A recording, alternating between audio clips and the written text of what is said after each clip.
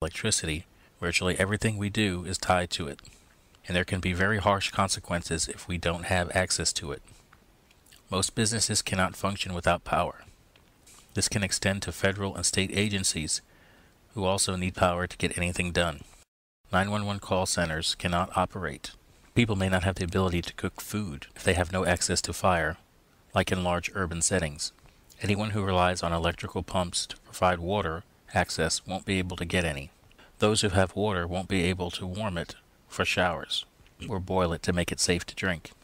Any food left in refrigerators and freezers will go bad after several days. Many gas stations cannot pump gas without electricity. Traffic lights will be out with no power. No air conditioning or heating can possibly lead to fatalities for those caught unaware. And of course, virtually all of our creature comforts will not work. Computers, cell phones, and video games. Those of us who live in hurricane-prone states are somewhat more prepared for long-term power outages.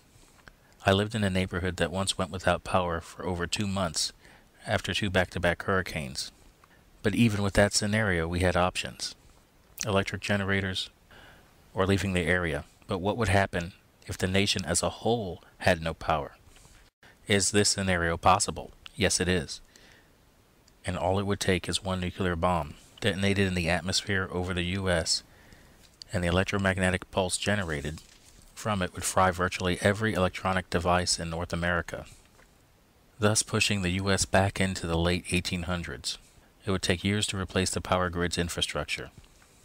All the electronic devices you owned would never work again and would have to be replaced. Doing without creature comforts would be the least of people's troubles. Frank Gaffney, who is the president of the Center for Security Policy, believes that within a year after the EMP attack, up to 90% of the U.S. population could be dead due to starvation. People living in large cities cannot be sustained without electricity. Large groups of people today don't know how to find food for themselves, either by hunting, fishing, or even growing it. Russia and China have made no secret that they are developing super EMP weapons that can fry even the best protected U.S. electronic systems. North Korea has also been developing these types of weapons. If Iran gets a nuclear bomb, they also could threaten the United States in this same way. The sun itself could generate an EMP blast from a massive solar storm, creating the same effects without any nation pulling the trigger. These events may never play out in our lifetimes, but it never hurts to prepare to some degree for emergencies, small or large, and have a plan just in case. Earlier this year, Congress approved a bill that allows for 30,000 spy drones to be deployed over America. The FAA, Air Transportation Modernization and Safety Improvement Act, passed both the House and Senate and was quickly signed into law by President Obama. No doubt people are concerned for their privacy. Is it really necessary for our government to spy on us? Is this going to make the country any safer? The answer is no to both questions. 30,000 is a huge number of drones. That's 600 per state. What are they expecting? Who knows? Talk of another American Revolution has been going around. But that's not likely unless some very unexpected circumstances arise. The bottom line is that the American people are not their own enemies. It is the outside forces that are. The United States was founded on the principles of freedom, and not on the principles of a police state. In June of this year, motorists along Washington, D.C. highways spotted UFO saucer-like objects in the sky, prompting 911 calls and photos to be posted on Twitter. It was later reported by the government that the UFOs were a new experimental drone called the X-47B. The stealth bomber-like design helps make it harder to detect, but it can also give it a flying saucer-like look. The X-47B can carry weapons as well as being used for surveillance. With the passing of the drone bill, it is likely people will be seeing more of these craft. In May of 2011, a strange object was found at the bottom of Botnia Gulf in the Baltic Sea.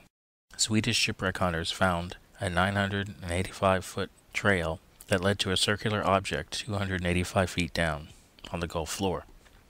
This UFO-like object caused quite a sensation as people began comparing it to the Millennium Falcon from Star Wars. The discoverers of the object had to wait until they could fund another expedition back to the site to document what exactly lay at the bottom of the Gulf. Sonar scans indicate the object rises 10 feet above the bottom of the seabed and measures 200 feet by 25. When they came back to the site, divers found out that the base of the object curls out like a mushroom, and that the material it was made of seems similar to concrete. Oddly enough, when the divers came to within 200 feet of the object, their electrical equipment would stop working.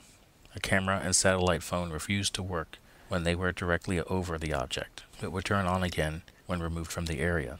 The divers were not able at this time to determine exactly what this object is, but an explanation by Swedish submarine officer Anders Ottelis is likely correct. He believes the object is a World War II German submarine trap. These devices were made of layered concrete and wire mesh. The wire mesh was able to disrupt the sub's radar and other signals, possibly causing it to crash. This could explain the equipment failure of the OceanX research group when they sent divers down to it. The object sits in the middle of a shipping route between Finland and Sweden. During World War II, this area was important to the Nazi war machine because most of their ball bearings used in their tanks and trucks came from here. The size of this anti-sub device dwarfs any of the other known ones made by the Nazis or the British. As more research is done, the site may give up more of its secrets. Scientists from British universities have found evidence of a lost civilization underneath the North Sea between Scotland and Denmark. The area, which they call Doggerland, was once a large, dry land passage connecting Britain to Europe. They estimate rising sea levels and a tsunami buried the area under the sea 7,000 years ago. But evidence of the settlements there still exists. Harpoons, flint tools, fossilized tree stumps, as well as mammoth bones. There are also mounds of earth with ditches around them, underneath the water. This area would have been larger than many modern European cities and would have held tens of thousands of inhabitants. The researchers plan to continue to investigate promising areas that may contain evidence of standing stones, a mass mammoth grave, and possible burial sites of humans. Reports have surfaced attesting to the success of the first genetically modified babies. It was disclosed that 30 healthy babies were born in the U.S. The women involved in the experiments were unable to conceive because of damage in their egg cells to their mitochondria. The doctors took mitochondria from donor eggs and were able to fix the infertile women's eggs. Mitochondrial DNA is passed from women to their children, and blood tests on the older children born by this technique show that they have genes from 3 parents, 1 from a male and 2 female.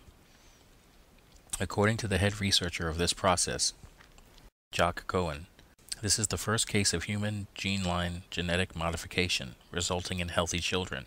As the science keeps progressing, no consideration is being given to the potential moral and ethical pitfalls of genetic modification and what it can lead us to. Thank you for your interest in this show, and may God bless and keep you. The Revelation 13 podcast is hosted by Mike Hopwood and is a podcast dedicated to the study of end-time events, news events, and ancient mysteries.